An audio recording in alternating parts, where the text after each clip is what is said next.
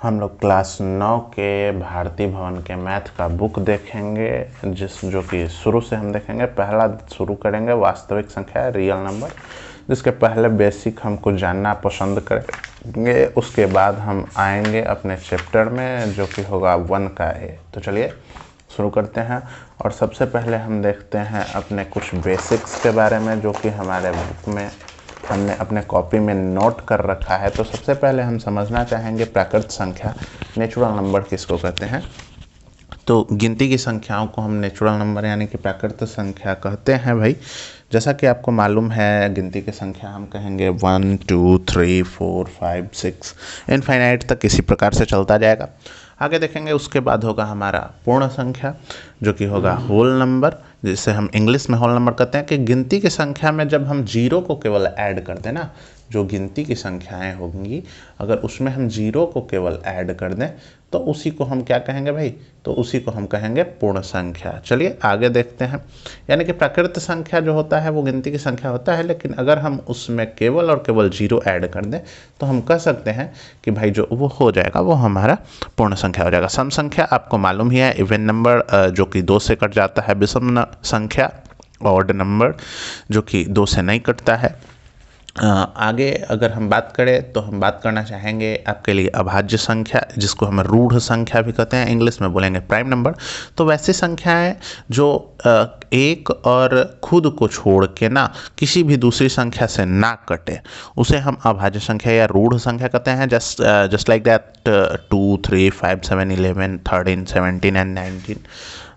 आगे अगर बढ़ें तो भाज्य संख्या, जिसे हम यौगिक संख्या कहते हैं, इंग्लिश में कंपोजिट नंबर कहते हैं। तो वैसी संख्याएं जो एक और खुद को छोड़ के किसी और से भी कट सके, उसको हम भाज्य संख्या कहते हैं। जैसे 4 6 8 9 10 12 14 15। ठीक है। उसके बाद होगा मेरा सह अभाज्य संख्या, जिसको आप को प्राइम नंबर कहते हैं। वैसे दो संख्याएं जो प्राकृत संख्याएं तो होनी चाहिए, जिसका महत्तम समापवर्तक 1 होना चाहिए। जैसे यहाँ 9 और 16 ये जोड़े में होते हैं। 9 और 16 का अगर आप मसा निकालेंगे तो 1 आएगा। ठीक है। चलते हैं अब हम अपने सिलेबस बुक की तरफ और चैप्टर में चलते हैं, जो कि आपका चैप्टर होगा 1 का ए। आप देख सकते हैं कि किस प्रकार से 1 का ए आपके लिए बना के लाया हूँ मैं। आपको बताता चलूँ, अभी तक जो आपने पढ़ा है उसी में से आपको मिलेगा। देखिए, जैसे कि अभी आपने परिमेय संख्या और पूर्णांक नहीं पढ़ा है, तो मैं आपको मोटा मोटी बता दूं कि नंबर लाइन पे जितनी भी संख्याएं, जैसी भी संख्याएं आप बनाते हो, वो सारी की सारी परिमेय संख्याएं पूर्णांक होती हैं। जैसे नंबर लाइन पे कुछ नेगेटिव नंबर्स और पॉजिटिव नंबर्स होते हैं। उसके बाद परिमेय संख्या समझ ले कि परिमेय संख्या को p/q यानी कि भिन्न यानी कि फ्रैक्शन के रूप में लिखा जाता है, लेकिन q के रूप में आप जीरो नहीं लिख सकते हैं, यानी कि हर के रूप में जीरो सख्त मनाही है। तो चलते हैं। सबसे पहला सवाल होगा, प्रत्येक पूर्णांक एक परिमेय संख्या है? तो हाँ भाई, प्रत्येक जो पूर्णांक होंगे वो परिमेय संख्याएं होंगी।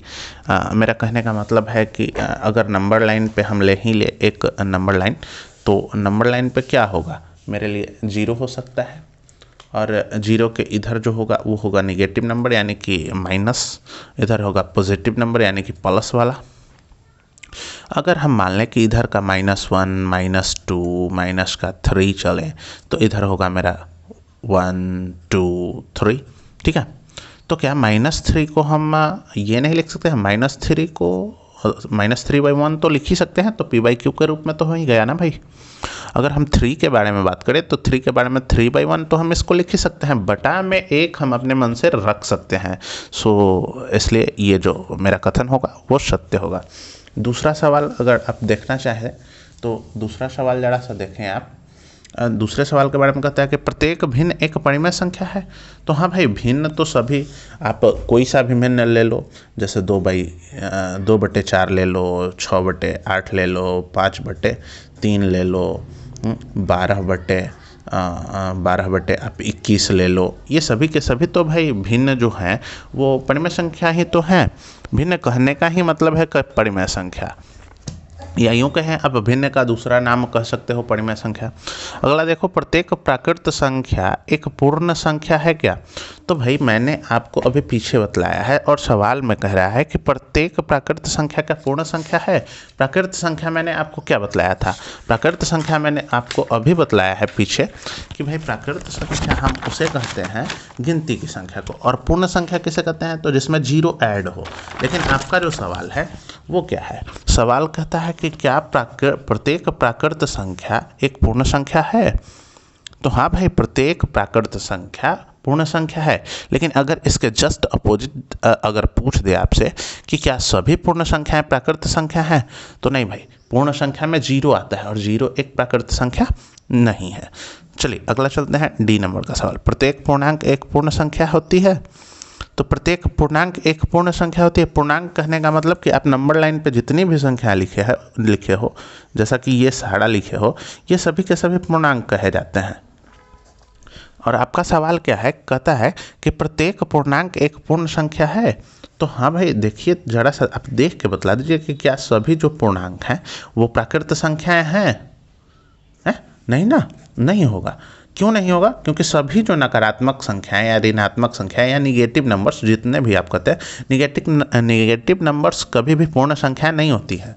पूर्ण संख्या के रूप में कभी भी अगर होगा तो वो होगा पॉजिटिव नंबर, केवल और केवल। तो इसलिए ये आपका चौथा जो हो जाएगा वो असत्य हो जाएगा। पांचवा नंबर देखते हैं, ई नंबर। कहता है कि प्रत्येक पूर्ण संख्या एक प्राकृत संख्या होती है। प्रत्येक पूर्ण संख्या एक प्राकृत संख्या होती है। तो मैंने अभी आपको बतलाया है कि सभी प्राकृत संख्याएं पूर्ण संख्याएं हो सकती हैं।